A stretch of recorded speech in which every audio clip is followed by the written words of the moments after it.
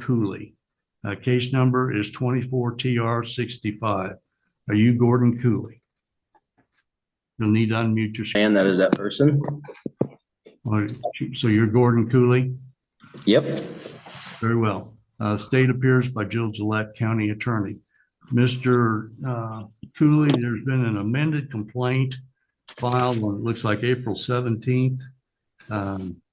You're charged with driving while suspended as a second offense for on or about March the 25th of 2024 in Elk County, Kansas. If indeed you have a prior conviction where this would be a second offense, that's a Class A misdemeanor. A Class A misdemeanor is punishable up to 1 year in the county jail. Right from the jump, you can feel this is not your average traffic case. The judge lays out a straightforward second offense, driving while suspended charge, which in Kansas carries mandatory jail time. But the defendant immediately signals this will be anything but routine. And a fine not to exceed $2,500. Additionally, with a second offense for driving while suspended, there's a mandatory 5-day minimum sentence. However, a person can be placed on probation from that. But there is mandatory sentence that would have to be imposed. Do you understand what you're charged with? No, I don't quite understand those no, I don't. What's your question in regards to what you're charged with? Well, I think this is a matter of a mistaken identity. My persons was never involved in anything. I'm carrying my property from point A to point B. There's no vested interest of the state to even stop me. I'm exercising my God-given constitutionally protected rights. And I stated that to the man acting as the police officer. I didn't present him with. This is textbook sovereign citizen talk. Notice how he's refusing to identify as a person and instead calls himself a man. This isn't just semantics. It's part of a fringe legal theory that believes courts have no jurisdiction over them. For most judges, this is a huge red flag because it signals future courtroom disruptions. But based on what you're telling me, those would be issues that could be addressed at trial. So at this time, how do you wish to plead? I don't plan to plea. I guess I'll answer in affirmative if Demers is not acquiesced to quasi-jurisdiction. If you're not going to enter a formal plea, you're standing mute, and I will enter a plea of not guilty on your behalf. Okay, I exercise my right to trial by jury then. I'd like to face the man or the woman that claims I've done them harm or loss. Mr. Cooley, if you wish to have a trial by jury. I'm Gordy. I'm not Mr. Cooley. I'm Gordy. I'm a man. I'm not a person. All right. Mr. Cooley. Can I ask you a question, sir? You need to be quiet for a moment. I'm going to explain what the situation is. You have the right to be represented by counsel. You entered a plea, refusing to enter a plea, which is fine. When he refuses to plead, the judge automatically enters a not guilty plea for him, something courts do to protect due process. But listen closely to his phrasing.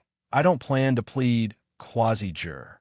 He's trying to reject the entire legal system while still participating enough to avoid an arrest warrant. This push-pull is common in these cases. You're an attorney, so all of those things would, most people don't have the training to where if they're going to do a jury trial, they're better off being represented by counsel. But that's a choice that you're going to have to make. Okay, can I ask you a question? Yes, you may. Can there be a valid cause of action without an injured party? Sir, that's not a valid question for what we're doing here today. I've tried settling this matter in the private twice. If you have any papers in front of you with my signature on them, it's because that is what was required for me to get away from my captors. I don't understand what a man thinks that he has the authority to take another man and throw them in a box when they have harmed no man or woman, no claim has been brought against them. You need to be quiet now. We're going to give you a... Now he escalates, talking about valid cause of action and captors. This is where you can see the human element. A person who either truly believes these ideas or is so frustrated he's clinging to anything that feels like control. It's dramatic, but also a little sad. Court date, and you can advise me how you're going to proceed at that court date. If you're going to apply for a jury trial, then you'll need to make that application by that time. Otherwise, you'll be set for a bench trial. That's before the court. Sarah, could you give us a date, please? What sort of time frame would you like, Judge? 30 minutes? Approximately 30 days, 30 minutes would be fine. We can do May 15th at 2. Judge, I'm out that afternoon. We could do 11:30 if there's nothing else scheduled there. We put that for a trial for an hour, didn't we? So If you only need 30 minutes, we could do the 11 to 12. we said something at 10:30, I believe, or was it the 10 o'clock that was set for trial? It was the 10:30 to 11:30 that was set. Okay, let's set this at 11:30 for a pretrial.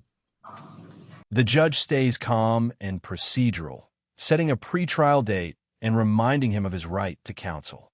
This contrast, his agitation versus her composure, is exactly what makes courtroom footage like this so compelling.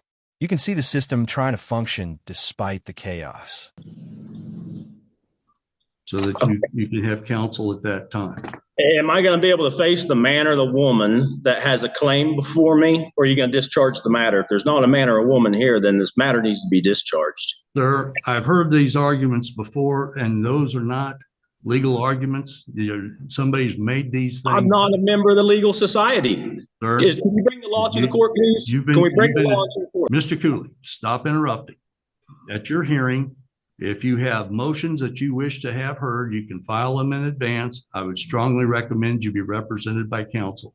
But your court appearance is May 15th at 11:30, and you are to be here in person. I will invoke my common law rights. That's how we are adjourned. You're free to go at this time. Finally, the defendant doubles down on invoking common law rights while the judge ends the session. It's a classic sovereign citizen cliffhanger, all rhetoric, no resolution. This moment shows how patience, procedure, and a firm hand can keep a courtroom under control even when one party is fighting reality itself. Court date. If you're going to apply for a jury trial, then you'll need to make that application by that time. Otherwise, you'll be set for a bench trial. That's before the court.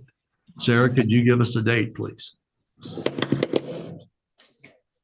What sort of time frame would you like, Judge? 30 minutes? Approximately 30 days, 30 minutes would be fine. We can do May 15th at 2:30.